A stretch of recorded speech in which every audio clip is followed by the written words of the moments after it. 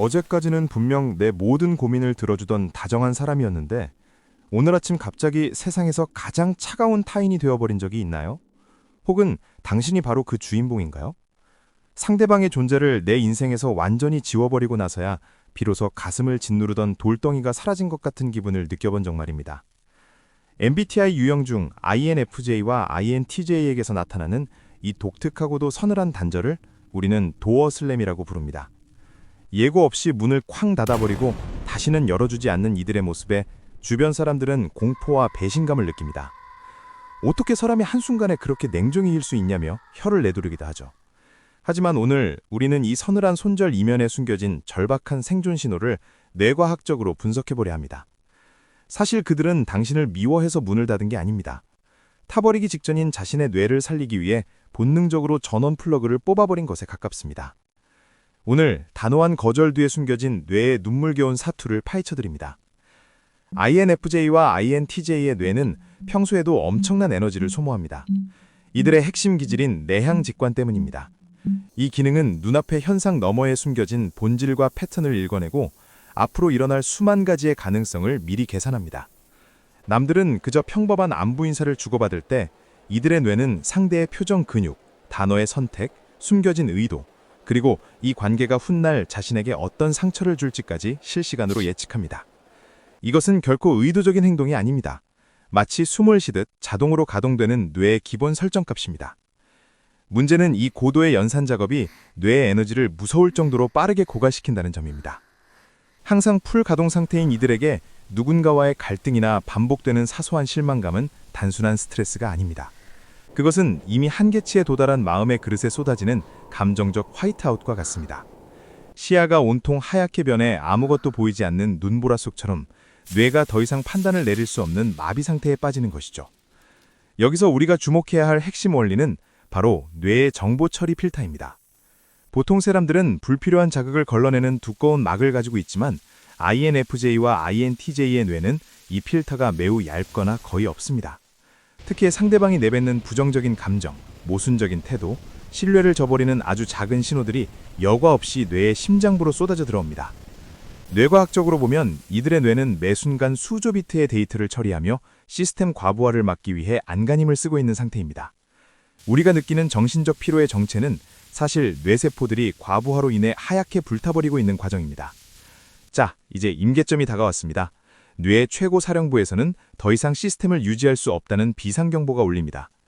이때 우리 뇌가 선택하는 마지막 방어 기제가 바로 누전 차단기를 내리는 것입니다. 집안에 화재가 나기 직전 메인 스위치를 내려서 모든 전기를 차단하는 것처럼 뇌는 도어 슬램이라는 극단적인 방식을 통해 외부와의 모든 감정적 연결을 끊어버립니다. 이것은 상대방을 벌하기 위한 형벌이 아닙니다. 나라는 시스템 전체가 붕괴되는 셧다운을 막기 위한 뇌의 처절한 몸부림입니다. 갑자기 문을 닫은 그 사람은 사실 그 문 뒤에서 기진맥진한 채 쓰러져 있을 확률이 높습니다. 그들은 문을 닫기 전까지 마음속으로 수만 번의 신호를 보냈고 수천 번 기회를 줬을 겁니다. 다만 그 신호가 너무나 내밀하고 조용해서 밖으로 들리지 않았을 뿐입니다. 많은 사람이 비난합니다. 최소한 말은 하고 끝내야 하는 거 아니냐고요. 하지만 뇌과학적으로 보면 이미 모든 에너지를 소진해버린 뇌에게 설득이나 대화는 불가능한 영역입니다. 말할 힘조차 남지 않은 상태에서 살아남기 위해 선택한 최후의 수단이 바로 침묵의 손절인 것이죠. 예민한 연결망을 가진 이들에게 도어슬램은 상대를 파괴하려는 무기가 아니라 자신을 보호하기 위해 쌓아올린 최첨단 심리적 방화벌입니다. 이 차갑고 단단한 벽 뒤에서 그들은 비로소 타인의 시선이라는 독소에서 벗어나 뇌를 재부팅하기 시작합니다. 그렇다면 우리는 매번 모든 문을 쾅쾅 닫으며 살아야만 할까요? 아닙니다. 해결책은 뇌가 셧다운 명령을 내리기 전에 미리 뉴럴 프로토콜을 실행하는 데 있습니다. 여기서 뉴럴 프로토콜이란 말이 조금 어렵게 들릴 수 있는데 쉽게 말해 뇌가 타버리기 전에 스스로를 지키기 위해 미리 정해둔 안전수칙이라고 생각하시면 됩니다. 컴퓨터가 뜨거워지면 자동으로 팬이 돌아가듯 우리 뇌에도 과열 방지 장치를 미리 설정해두는 것이죠. 지금부터 시스템의 과부하를 막고 소중한 관계를 지켜낼 수 있는 구체적인 3가지 방법을 알려드립니다. 첫 번째 방법은 10분 데이터 격리입니다. 누군가와의 대화 중에 상대의 모순이나 실망스러운 패턴이 읽히기 시작하면 우리 뇌는 즉시 미래의 파국을 시뮬레이션하며 과열되기 시작합니다. 이때 뇌의 연산을 강제로 멈춰야 합니다. 잠깐 화장실 좀 다녀올게. 혹은 지금은 조금 피곤해서 나중에 이야기하자 라고 말하며 물리적으로 공간을 분리하세요. 딱 10분만 스마트폰도 보지 않고 아무런 정보가 없는 곳에서 숨을 고르는 것만으로도 뇌는 무한 시뮬레이션의 루프에서 빠져나올 수 있습니다. 뇌과학적으로 시각 정보가 차단되면 뇌의 연산 속도가 급격히 떨어지며 진정 모드로 들어갑니다. 이것은 회피가 아니라 마음의 서버가 타버리는 것을 막기 위한 쿨링 타임입니다.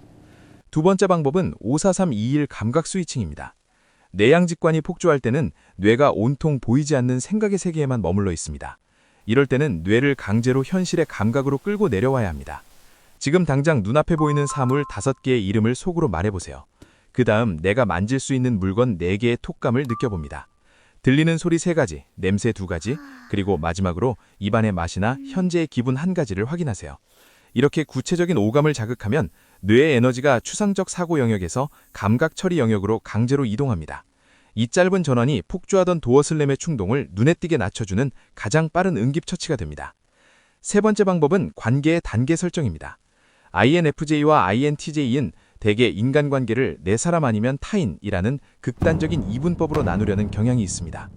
그래서 작은 실망에도 이 사람은 내 사람이 아니다 라고 결론 내리고 문을 닫아버리죠. 이제는 마음속에 완만한 중간지대를 만드세요.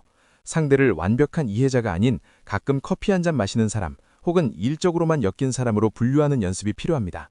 상대에게 쏟는 에너지의 용량을 조절하는 저전력 필터를 장착하는 겁니다. 상대가 내 기대에 미치지 못하더라도 이 사람은 3단계 지인이니까 이 정도는 괜찮아 라고 뇌를 안심시켜주세요. 모든 사람에게 내 마음의 메인 서버를 개방하지 마세요. 이것은 이기적인 행동이 아니라 당신이라는 고귀한 시스템을 오랫동안 건강하게 유지하기 위한 필수적인 유지보수입니다. 시스템이 과열되기 전에 미리 열을 식혀준다면 쾅 닫히는 무거운 철문 대신 부드럽게 열어둘 수 있는 창문을 만들 수 있을 겁니다.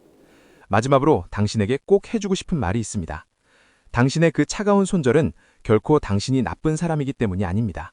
그것은 당신이 세상을 너무나 깊게 감각하고 사람을 너무나 진심으로 대하려 했기 때문에 생긴 뇌의 과부하일 뿐입니다. 남들이 보지 못하는 이면의 진실을 꿰뚫어보는 당신의 능력은 관심 분야에서 발휘될 때 인류의 지평을 넓히는 위대한 재능이 됩니다. 시인 이상이 누구도 흉내낼 수 없는 독창적인 시어로 시대를 앞서갔고 빈센트 반 고흐가 요동치는 별밤의 빗줄기로 인간 내면의 뜨거운 갈망을 그려낸 것처럼 말이죠. 당신의 예민함은 그렇게 귀한 곳에 써야 할 특별한 에너지입니다. 타인의 기대라는 좁은 틀에서 벗어날 수 있는 열쇠는 처음부터 당신의 손에 쥐어져 있었습니다. 오늘 알려드린 뇌관리법 중 단 하나라도 실천해보세요.